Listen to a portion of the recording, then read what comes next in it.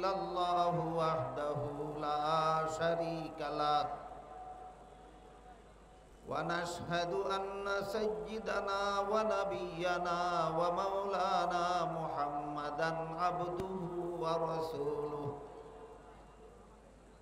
صلى الله تعالى عليه وعلى آله وأصحابه وبارك وسلم. أما بعد فأعوذ بالله من الشيطان الرجيم. بسم الله الرحمن الرحيم. وما آتاكم الرسول فخذوه وما نهاكم عنه فانتهوا. وقال رسول الله صلى الله عليه وسلم: لا يؤمن أحدكم حتى يكون هواه تبعا لما جئت به، أو كما قال عليه الصلاة والسلام.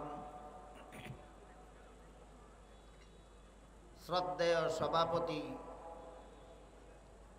হযরত উলামায়ে কেরাম, সম্মানিত সুধী সমাজ, দূর দূরান্ত থেকে আগত সর্বস্তরের মুসলমান ভাইয়েরা আমার, আমি আশা করি আপনারা সকলেই জানেন যে আজকের এই মুবারক মহাসমাবেশের আয়োজন সিরাতুন নবী মহাসম্মেলনের নামে হয়েছে। তাই সিরাতুন নবী সম্পর্কে দুই একটা কথা আমি আপনাদের খেদমতে তুলে ধরতে চাই। অতীতে যে কয়েক বছর এই মাঠে সিরাত সম্মেলন হয়েছিল, তখনও আমি আপনাদেরকে সিরাতুন নবী কথাটার অর্থ বিস্তারিতভাবে বলে দিয়েছি। আমাদের মহানবী মুহাম্মদুর রাসূলুল্লাহ সাল্লাল্লাহু আলাইহি ওয়াসাল্লামের 63 বছরের পবিত্র জীবন ইতিহাসকে সিরাতুন নবী বলা হয়। অতীতের সমাবেশগুলিতে এই মাঠে আমি বলেছি, সিরাত শব্দের আবিধানিক অর্থ হলো অবস্থা, আর পরিভাষাগতভাবে কারো সিরাত বলতে তার জীবনের যাবতীয় অবস্থা অর্থাৎ জীবন ইতিহাস বোঝানো। আর নবী শব্দটি আরবিতে দুভাবে ব্যবহৃত, একটা হলো নবী আর একটা হলো আন-নবী। সিরাত শব্দের সাথে আন-নবী শব্দের সন্ধি হয়ে সিরাতুন নবী শব্দটি গঠিত। নবী বলতে যে কোনো নবীকে বোঝায়, আর আন-নবী বলতে শুধু আমাদের মহানবীকে বোঝায়। কাজেই সিরাত শব্দের সাথে আন-নবী শব্দের সন্ধি হয়ে যে সিরাতুন নবী শব্দটি গঠিত হয়েছে, এর অর্থ হলো আমাদের মহানবী মুহাম্মদুর রাসূলুল্লাহ সাল্লাল্লাহু আলাইহি ওয়াসাল্লামের 63 বছরের পবিত্র জীবন ইতিহাস। এই পবিত্র 63 বছরের জীবন ইতিহাসের কিছু অংশ আছে যা শুধু আলোচনা করা যায়, আমল করা যায় না, পালন করা যায় না। আর অনেকগুলি অংশ আছে যেগুলি শুধু আলোচনা করলে চলে না, আমল করতে হয়, পালন করতে হয়। তাই আমরা যদি বিস্তারিতভাবে বুঝতে চাই যে সিরাতুন নবীর কোন অংশ শুধু আলোচ্য, পালনীয় নয়, আর কোন অংশ শুধু আলোচ্য নয়, পালনীয়, এ দুটি প্রশ্নের পরিষ্কার জবাব বুঝতে হলে সিরাতুন নবীর প্রধান 3টি অধ্যায় সম্পর্কে পূর্ব অবগতি লাগবে। আগের থেকে আমাদের জানা থাকা দরকার যে এই 63 বছরের পবিত্র জীবন ইতিহাসের 3টি অধ্যায় রয়েছে। প্রথম অধ্যায়ের সময়কাল 40 বছরের। এই অধ্যায়কে কাবলান নবুয়ত বলা। দ্বিতীয় অধ্যায় 13 বছরের। এই অধ্যায়কে মক্কি জিন্দেগি বলা হয়। তৃতীয় অধ্যায় 10 বছরের। সিরাতুন নবীর এই শেষ অধ্যায়কে রাসূলের মাদানী জিন্দেগি বলা হয়। পরবর্তী কথাগুলি পরিষ্কারভাবে বোঝার স্বার্থেই আমরা প্রথমেই মনে রাখি সিরাতুন নবীর প্রধান 3টি অধ্যায় আছে। প্রথম অধ্যায় 40 বছরের, নাম কাবলান নবুয়ত। দ্বিতীয় অধ্যায়ের সময়কাল 13 বছরের, নাম মক্কি জিন্দেগি। তৃতীয় অধ্যায়ের সময়কাল 10 বছরের, নাম মাদানী জিন্দেগি। এই 3 অধ্যায়ের আবার 3টি বৈশিষ্ট্য আছে। প্রথম অধ্যায় 40 বছরের পবিত্র জিন্দেগির প্রথম অধ্যায়ের বৈশিষ্ট্য হল রাসূলের জিন্দেগির প্রথম 40টি বছরের জীবন ইতিহাস। এর বৈশিষ্ট্য, এটা উম্মতের জন্য শরীয়তের দলিল নয়, এটা নবীর জন্য নবুয়তের দলিল। যারা জানেন তো জানেনই, কারো জানা না থাকলে আপাতত শব্দ দুটি স্মরণ রাখুন, আমি পরে মর্ম বলে দেব ইনশাআল্লাহ। সিরাতুন নবীর প্রথম অধ্যায় 40 বছরের জিন্দেগি, এটা উম্মতের জন্য শরীয়তের দলিল নয়, এটা নবীর জন্য নবুয়তের দলিল।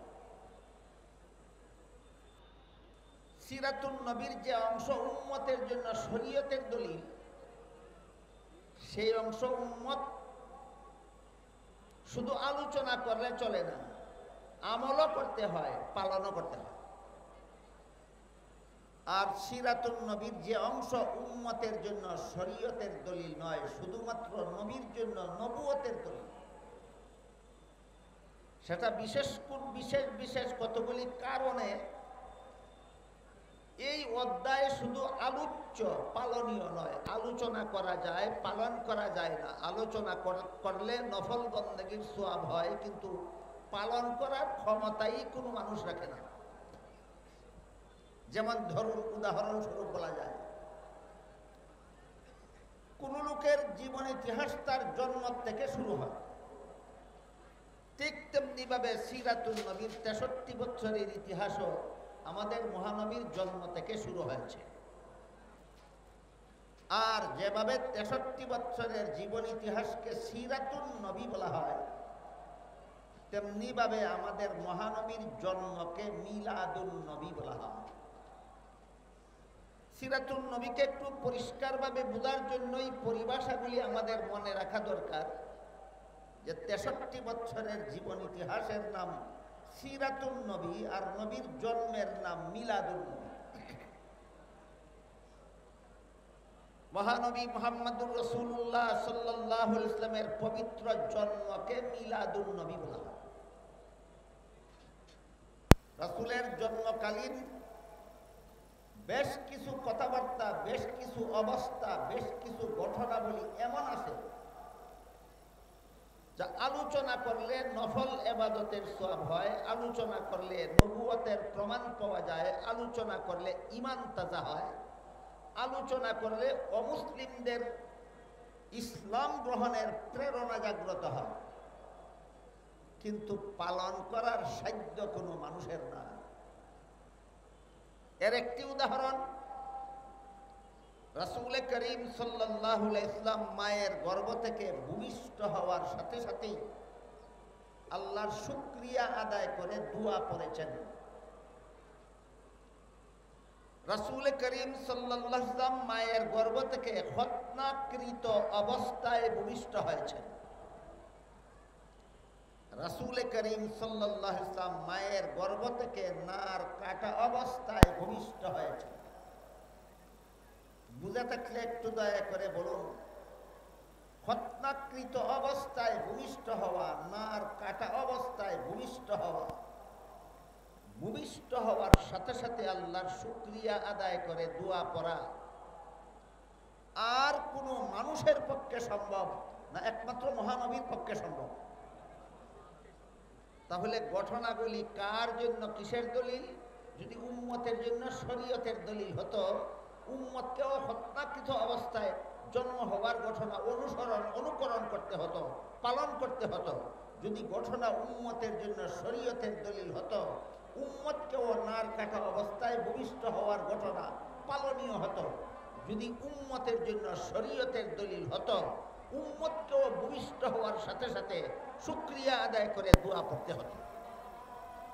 আযান হচ্ছে, যতক্ষণ আযান হবে ততক্ষণ আমরা নীরবতা পালন করবো। এটাই ইসলামে নীরবতা পালনের একটা সময়।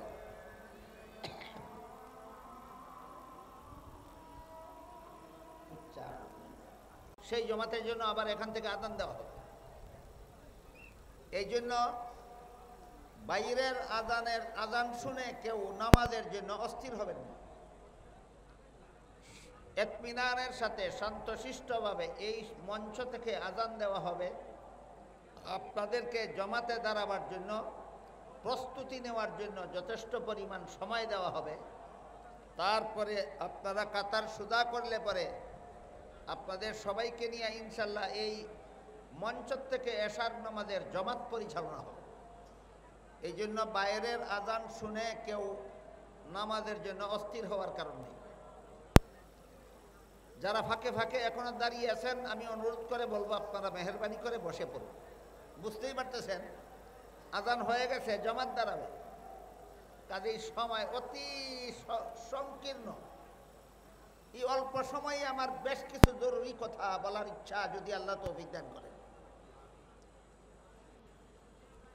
রাসূলের জন্মকালীন 3টি অবস্থার কথা আমি আযানের আগে আপনাদের বলছি। রাসূল মায়ের গর্ভ থেকে খতনাকৃত অবস্থায় ভূমিষ্ঠ হয়েছেন।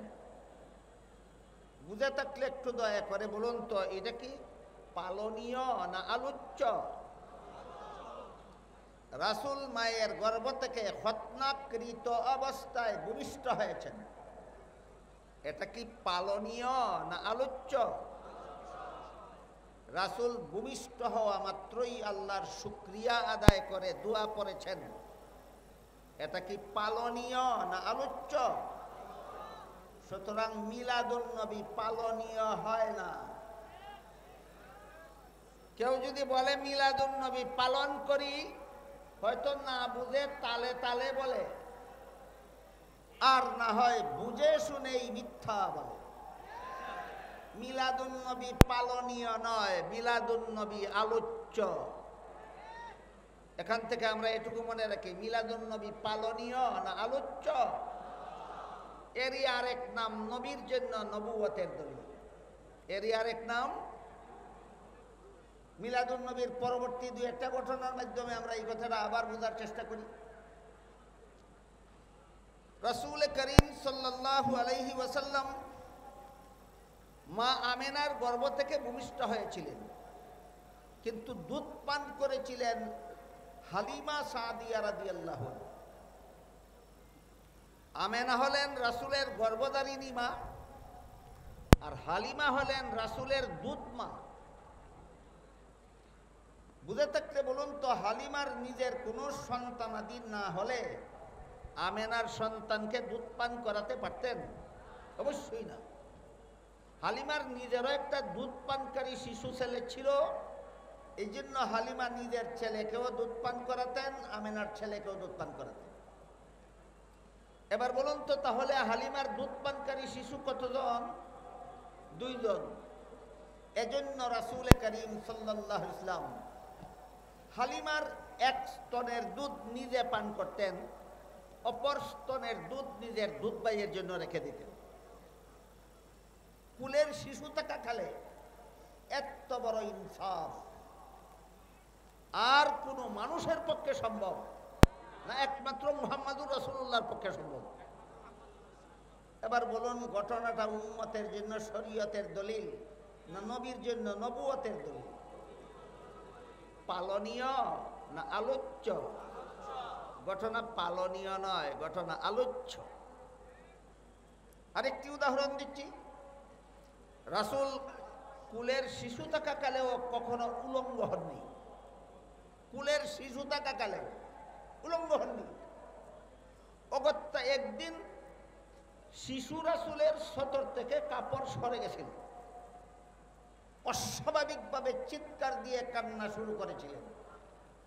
যখন তার সতর ঢেকে দেওয়া হলো তখন তার কান্না থামলো। এইমাত্র শিশুকালের একদিনের ঘটনা। পরবর্তী জীবনে শিশুকালের এই একটি ঘটনা যখন স্মরণ হতো, রাসূলের লজ্জায় চেহারা মুবারক হলদে হয়ে যেত। ঘটনা বুঝে থাকলে বলুন, কুলের শিশু থাকাকালে উলঙ্গ না হওয়া এটা আর কোনো মানবের পক্ষে সম্ভব না? একমাত্র মহামানবের পক্ষে সম্ভব। তাহলে ঘটনাটা উম্মতের জন্য শরীয়তের দলিল হলো না নবীর জন্য নবুয়তের দলিল হলো? এটা পালনীয় না আলোচ্য? ঘটনা পালনীয় নয়, আলোচ্য। এটাকেই বলে নবীর জন্য নবুয়তের দলিল, উম্মতের জন্য শরীয়তের দলিল নয়। আরেকটি ঘটনা, রাসূলের 4 বছর বয়সে জিবরিল ফিরিস্তা আসলেন, রাসূলকে শোয়ালেন, সিনা মুবারক কাটলেন, ভিতরের অঙ্গ প্রত্যঙ্গ বের করে ধুইলেন, আবার ভিতরে ঢুকিয়ে সিলাই ছাড়া, মেডিসিন ছাড়া কাটা জোড়া লাগিয়ে দিলেন। রক্তপাতও হলো না, ব্যথাও হলো না, সিলাইয়েরও দরকার হলো না, মেডিসিনেরও দরকার হলো না, সময়েরও দরকার হলো না। এটাকে আরবি ভাষায় সাক্ষ্য সদর বলা হয়, বাংলায় বক্ক বিদারণ বলা হয়। আমার দৃষ্টিতে শব্দ উভয়টাই কঠিন।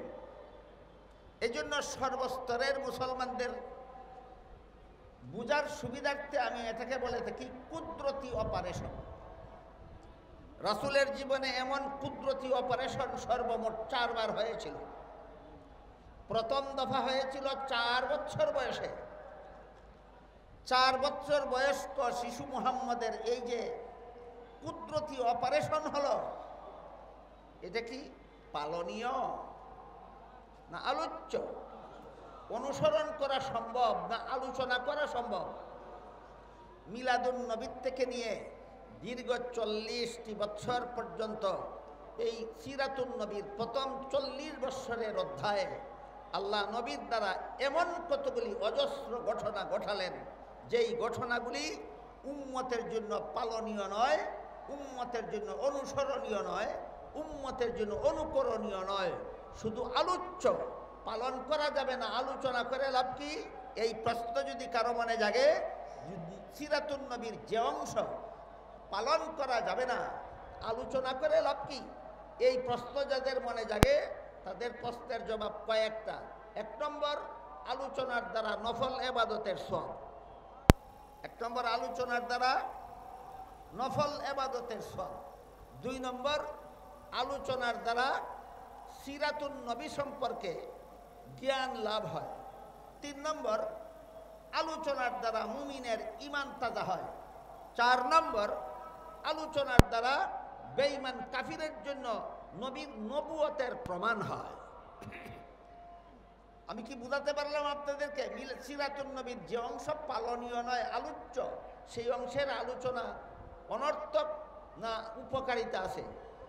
একটা দুইটা না, অনেকগুলি, অনেকগুলি।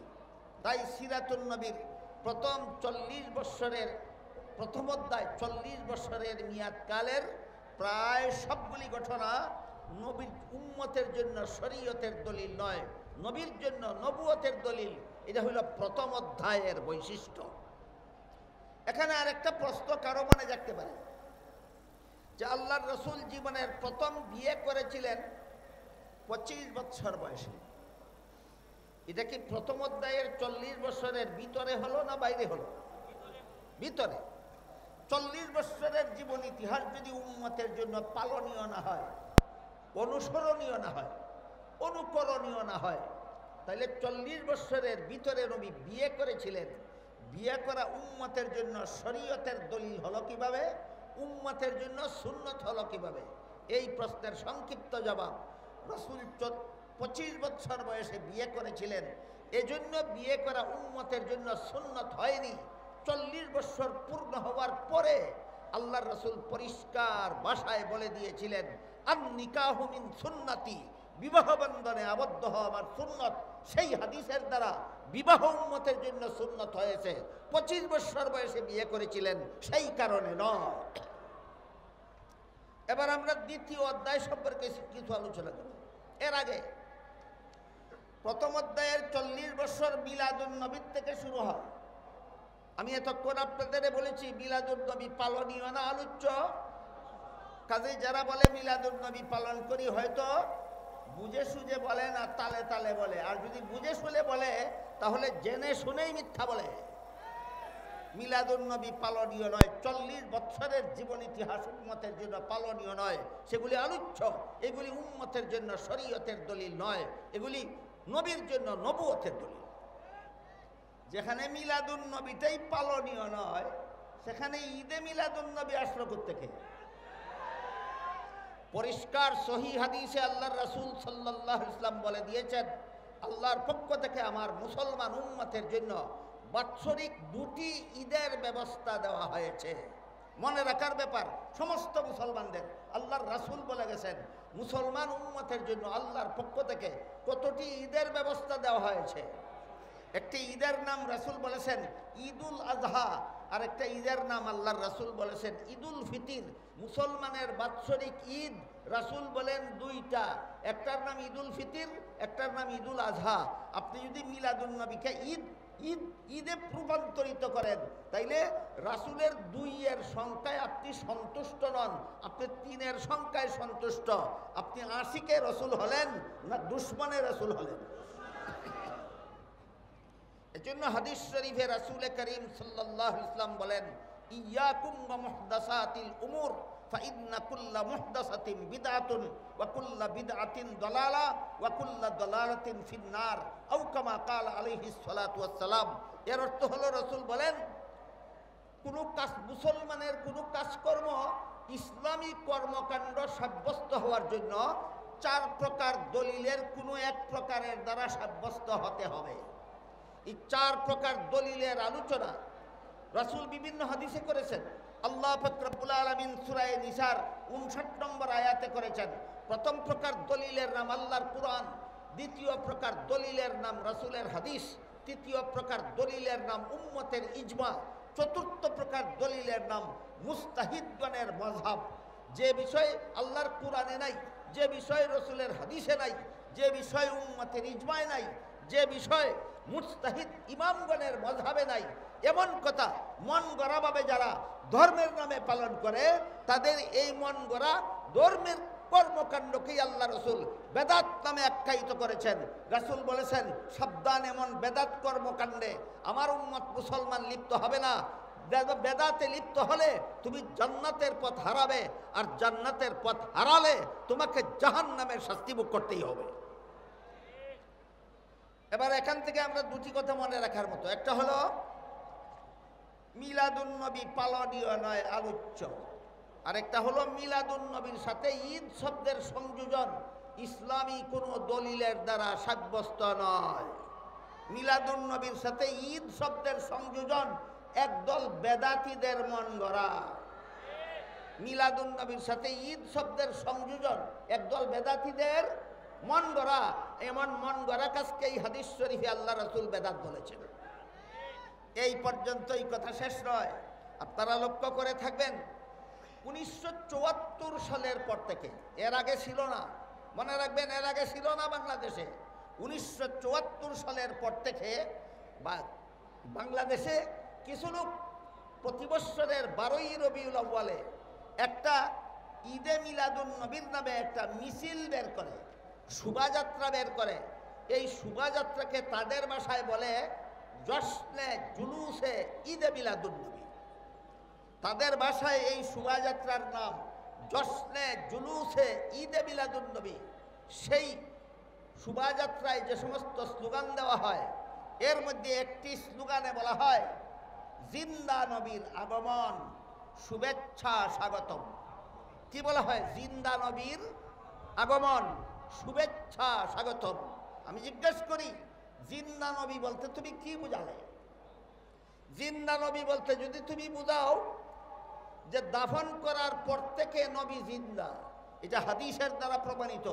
হাদিস শরীফে আল্লাহ রাসূল বলেছেন, আল আম্বিয়াউ আহইয়াউন ফি কুবুরিহিম, নবীগণকে দাফন করার পরে তারা জীবিত হয়ে যান, জীবিত হয়ে রওজা শরীফের ভিতরে থাকেন। তাহলে তুমি যদি জিন্দা নবী বলতে বুঝাও যে দাফনের পর থেকে জিন্দা, তাহলে আগমন কোথায় পাইলা?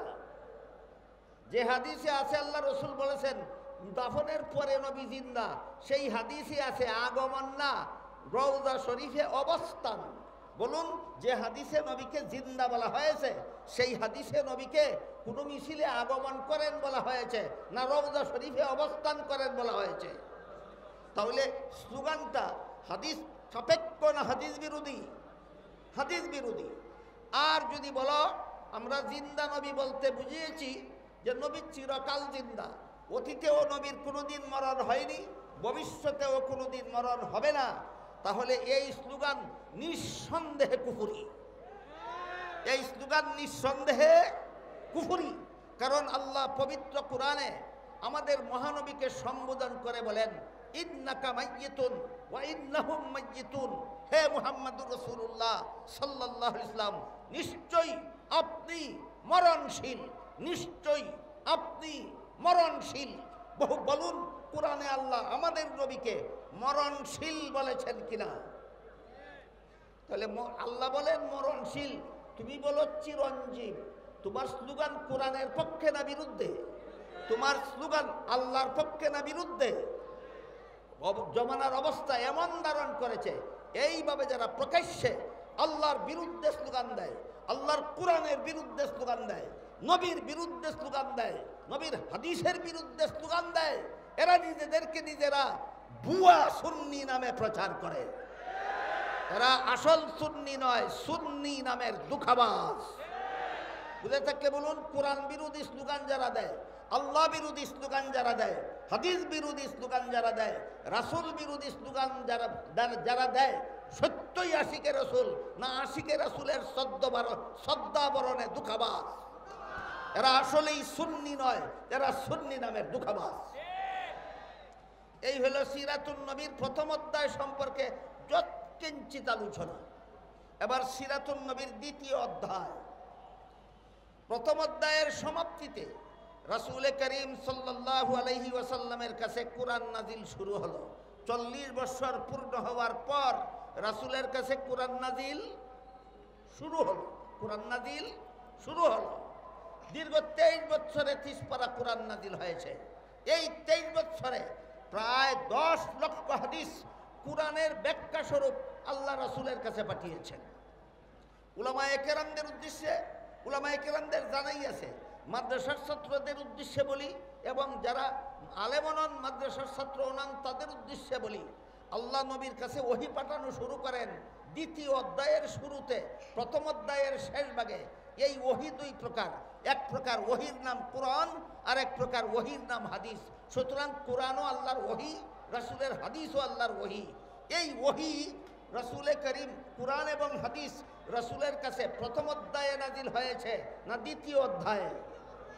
30 পারা কোরআনে আর প্রায় 10 লক্ষ হাদিসে ইসলামের যাবতীয় বিধিবিধান নিহিত রয়েছে, প্রত্যক্ষভাবে অথবা পরোক্ষভাবে। 30 পারা কোরআনে আর 10 লক্ষ হাদিসে প্রত্যক্ষভাবে অথবা পরোক্ষভাবে ইসলামের যাবতীয় বিধিবিধান বলুন কোথায় আছে? কোরআনে আর হাদিসে আছে।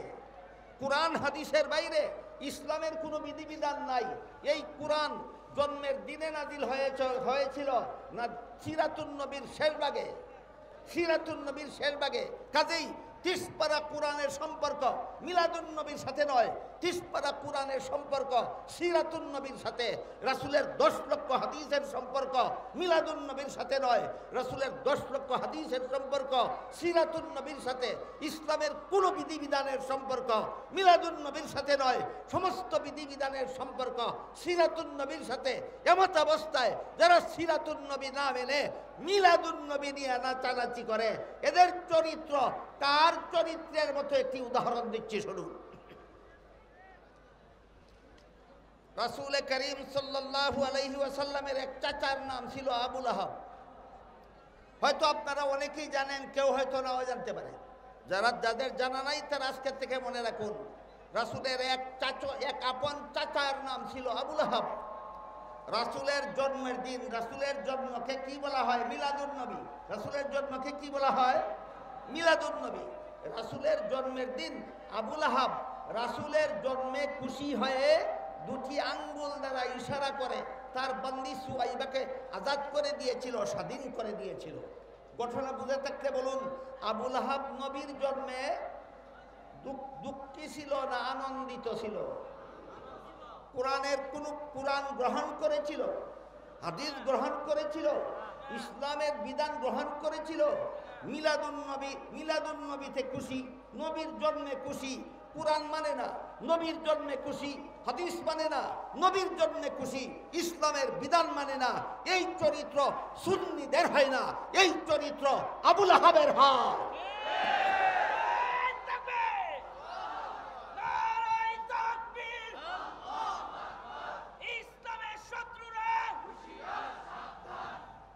মুহতারাম হাজিরিন, কুরআন নাজিল শুরু হওয়ার পর থেকে, নবীর কাছে ওহী নাজিল শুরু হওয়ার পর থেকে এই মক্কার কুরাইশ বংশের লোকেরা জুলুম নির্যাতন শুরু করে দিল। দীর্ঘ 40 বছর পর্যন্ত যাকে আল আমিন উপাধিতে ভূষিত করে রেখেছিল, দীর্ঘ 40 বছর পর্যন্ত যাকে সবচেয়ে বেশি মর্যাদা দিত, সবচেয়ে বেশি সম্মান করত, একমাত্র কুরআন হাদিসের কথা বলার কারণে এরাই সবচেয়ে বেশি দুশ্মনে পরিণত হয়। তখনকার সময়ের একটি ঘটনা বলছি। এক সর্দারের নাম ছিল আবু জাহাল, আরেক সর্দারের নাম ছিল আখনাস। একদিন সিরাতুন নবীর 2য় অধ্যায়ে একদিন সর্দার আবু জাহাল সর্দার আখনাসকে জিজ্ঞাসা করল, সর্দার আখনাস, বলো তো মুহাম্মদ যে সমস্ত কথাবার্তা বলে সত্য বলে না মিথ্যা বলে? আবু জাহাল চিন্তা করে দেখল, যদি বলি মিথ্যা বলে তাহলে প্রশ্ন আসবে, যেই লোকটা মিথ্যা বলে এই লোকটাকে দীর্ঘ 40 বছর পর্যন্ত আল আমিন বলছিলে কেন? কথাবার্তা বুঝতে পারতেছেন আপনারা? আখনাসের প্রশ্নে আবু জাহাল উভয় সংকটে পড়ে গেল। আবু জাহাল চিন্তা করে দেখে, আখনাসের প্রশ্নের জবাবে আবু জাহাল যদি বলে মুহাম্মদ মিথ্যা বলে, তাহলে প্রশ্ন করে বলবে সাথে সাথে, যেই লোকটা মিথ্যা বলে এই লোকটাকে 40 বছর পর্যন্ত আল আমিন বলছিল কেন? আর যদি বলে সত্য বলে, সাথে সাথে প্রশ্ন আসবে, মানো না কেন? বলুন, প্রশ্নের দ্বারা উভয় সংকটে পড়েছে কিনা? কে? আবু জাহাল। প্রশ্ন করেছিল আখনাস। তাই উভয় সংকট এড়াতে গিয়ে আবু জাহাল তড়িঘড়ি একটা জবাব রেডি করলো। সেই জবাবে বলল, যতদিন পর্যন্ত মুহাম্মদ তার কাছে কুরআন নাজিল হওয়ার কথা বলেনি, কতদিন? 40 বছর। ভুলে গেলেন? যতদিন কুরআন নাজিলের কথা বলেনি, কতদিন? ততদিন সত্য কথা বলেছে, এই জন্য ততদিন আল আমিন বলেছি। এখন থেকে কুরআন নাজিলের কথা বলে এটা মিথ্যা বলে, এই জন্য এখন মানি না। এই জবাবের প্রতিবাদে আল্লাহ পাক রব্বুল আলামিন সূরা আনআমের 33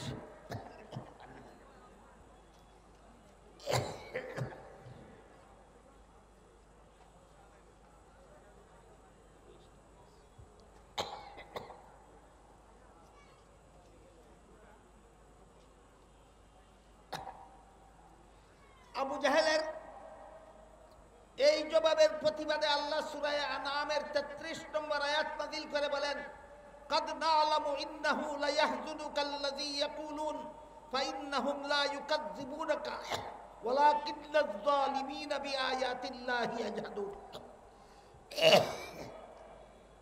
হে রাসূল করিম সাল্লাল্লাহু আলাইহি ওয়াসাল্লাম, আবু জাহালের জবাবে আপনি ব্যথিত হয়েছেন। লক্ষ্য করে দেখুন, আবু জাহাল আপনার কথাকে মিথ্যা বলে নাই।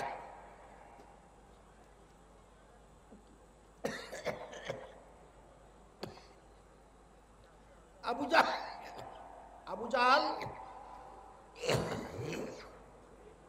আপনার কথাকে মিথ্যা বলে না, আমার কোরআনকে মিথ্যা বলে। জন্ম থেকে 40 বছর নবী যা বলেছেন সব সত্য বলেছেন।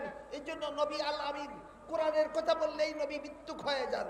তাহলে 40 বছরের আশিকে রাসূল, 40 সিরাতুন নবীর প্রথম অধ্যায়ের 40 বছরের আশিকে রাসূল তো আবুল হাব ছিল, আবু জাহাল ছিল। কোরআন নাযিলের পরবর্তী জিন্দেগীর আশিকে রাসূল আবুল হাব হতে পারেনি, আবু জাহাল হতে পারেনি, একমাত্র সাহাবায়ে কেরাম হতে পেরেছিলেন।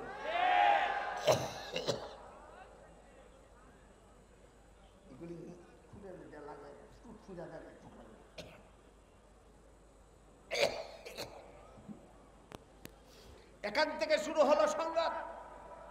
এখান থেকে দীর্ঘ 40 বছর যারা রাসূলকে আল আমিন বলেছিল, রাসূলকে সবচেয়ে বেশি মর্যাদা দিত, তাদের উপর অমানবিক জুলুম অত্যাচার শুরু করে। দীর্ঘ 13 বছর পর্যন্ত জুলুম অত্যাচার করেছে। এই অত্যাচারের বিবরণ দিয়ে শেষ করার মতো সময় নেই। আল্লাহর পক্ষ থেকে নির্দেশ ছিল, অত্যাচারের প্রতিশোধ নিতে যাবেন না, অত্যাচারের জবাব দিতে যাবেন না, অত্যাচারের প্রতিবাদ করতে যাবেন না, সম্পূর্ণ নীরবে সহ্য করুন। আল্লাহর নির্দেশে সিরাতুন নবীর 2য় অধ্যায়ের 13 বছরের মক্কি জিন্দেগিতে একতরফাভাবে সন্ত্রাসীদের হামলা নবী এবং তার সঙ্গী সাথীরা সহ্য করে চলেছেন। কোন রকমের টু শব্দ নাই, প্রতিশোধ নাই, প্রতিবাদ নাই। এটা হলো সিরাতুন নবীর 2য় অধ্যায়ের বৈশিষ্ট্য।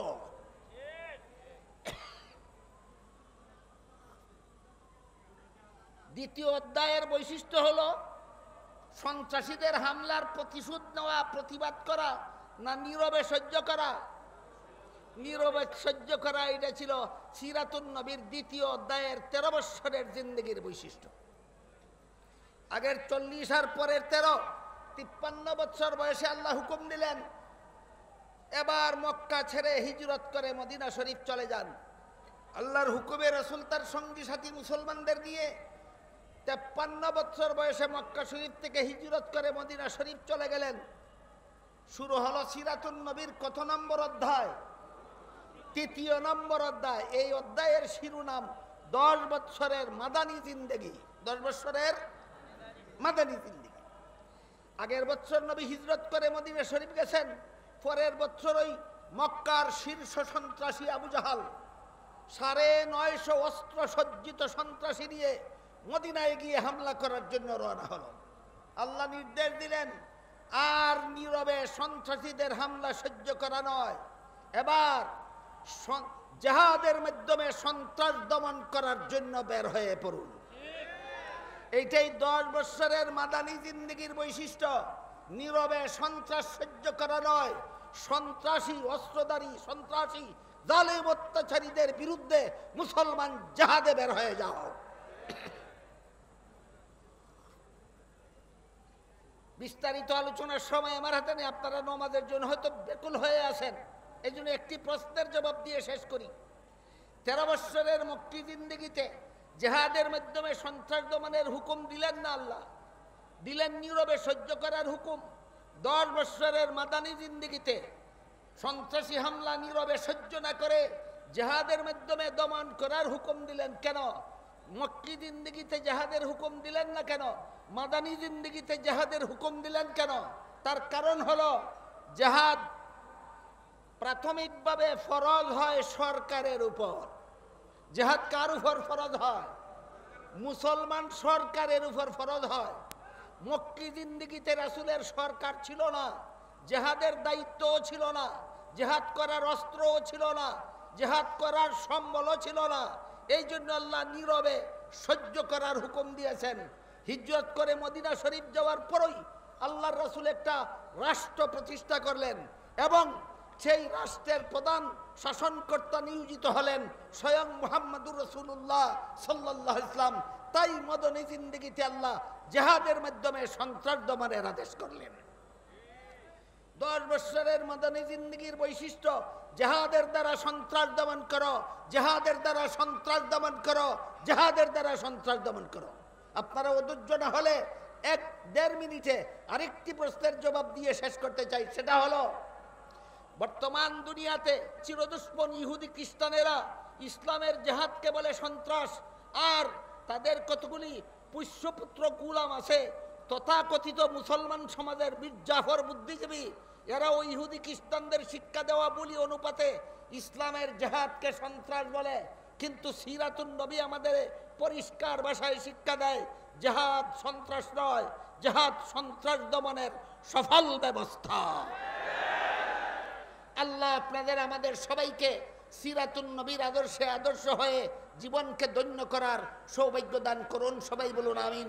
সুবহান রাব্বিকা রাব্বিল ইজ্জাতি আম্মা ইয়াসিফুন ওয়া সালামুন আলাল মুরসালিন ওয়ালহামদুলিল্লাহি রাব্বিল আলামিন।